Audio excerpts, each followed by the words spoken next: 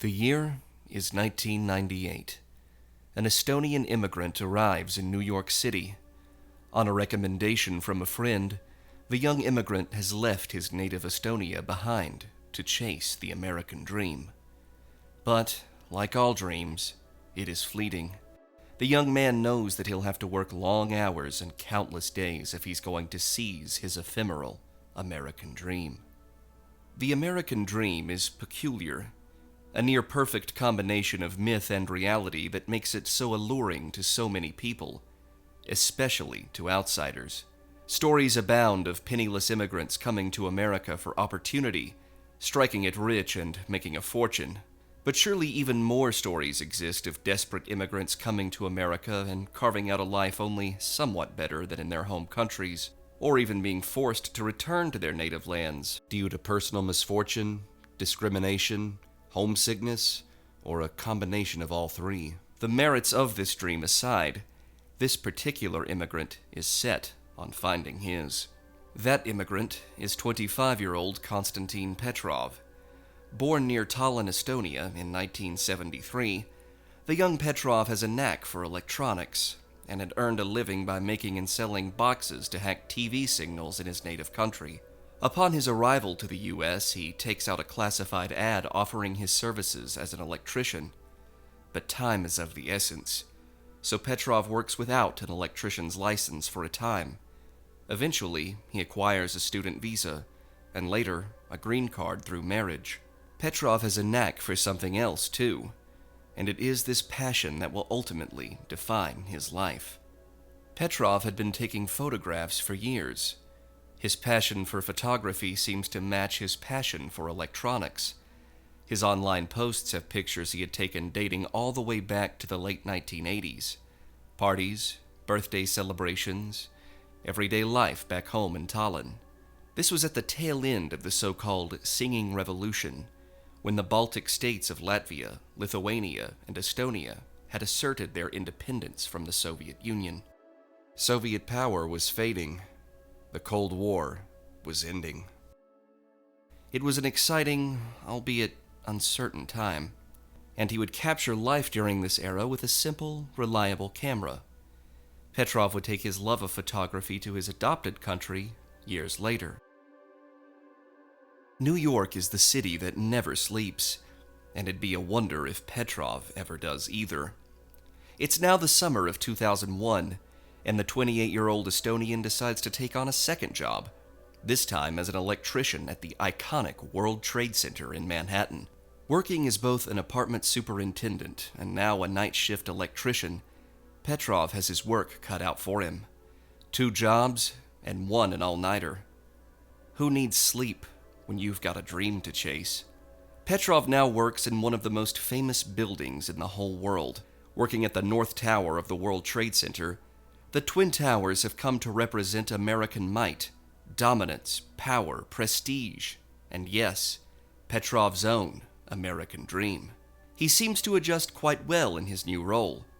To kill time and boredom, Petrov decides to take photographs of the inside of the building. He works mainly at the windows on the World Restaurant atop the North Tower, but he captures many other photographs of the interior as well. He shows these fascinating, albeit somewhat eerie photographs to his friends back home in Estonia. What I find so compelling about Petrov's photographs, though, is the fact that they were taken almost entirely at night, or very early morning. There are no humans to be found, just the eerie yet calming sight of the inside of a massive building. Much has been said about liminal spaces and the concept of liminality. At this point, it's become something of an online cliché, and while his photographs certainly capture the strange liminality of the inside of the building, there is more to this collection. Petrov's photographs haunt us like some odd specter, like a ghost showing us a world that once was, and a world that could have been. One can easily picture office workers, custodians, and tourists walking about the building in these photographs. In a collection so devoid of human life, it's easy to picture them in the photographs, shuffling past the lens and moving through the mundanities of everyday life. 50 to 60,000 people were inside the Twin Towers at peak business hours. a small city's worth of people inside just 2 buildings. It's no wonder Petrov's photographs feel like he's wandering about a giant, concrete ghost town. The interior of the building is quite striking in other ways, too. The windows on the World Restaurant looks gorgeous, as do the conference rooms and even the bathrooms of this area. Designed with an almost subtle opulence in mind, the interior looks unmistakably classy, designed to woo both tourists and the business elite. The architectural design of the buildings is captured in Petrov's photographs as well. The towers, symbols of the American dream, were designed by the son of immigrants. Architect Minoru Yamasaki designed the buildings under the style of New Formalism, an aesthetic that utilizes rigid, symmetrical, straightforward, and proportional designs. Funnily enough, many New Yorkers initially hated the look of the towers, and joked that they looked like big boxes. But as time marched on, most New Yorkers came to embrace the towers as a defining characteristic of the city's skyline. The New Formalist style can be seen in numerous photographs Petrov had taken. The windows of the buildings are perhaps the most noticeable architectural design from within. The extreme symmetry and architectural rigidity may be seen as austere to some, but others, like myself, find it oddly comforting. The buildings appear sturdy, steady, solid, a kind of reliable force that makes one feel secure and assured. Tragically, this assurance would come crashing down in flames not long after these photos were taken.